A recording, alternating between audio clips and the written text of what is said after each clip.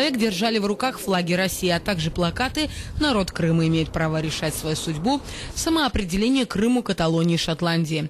Организаторы пикета, политическая партия «Союз русских Латвии», отмечают, что акция демонстрирует разнообразность мнений в Латвии по вопросу происходящего на Украине, и важно, чтобы эти мнения были услышаны.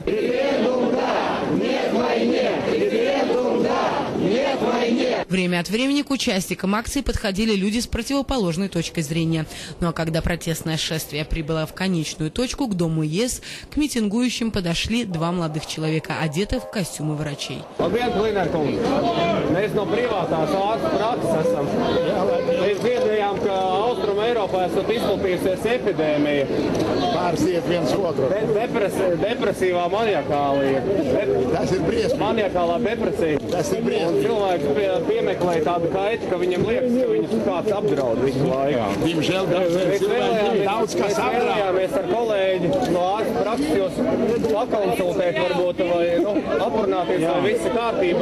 Также возле Дома ЕС завязалась небольшая потасовка между участником пикета и человеком со стороны, который сломал древко флага России.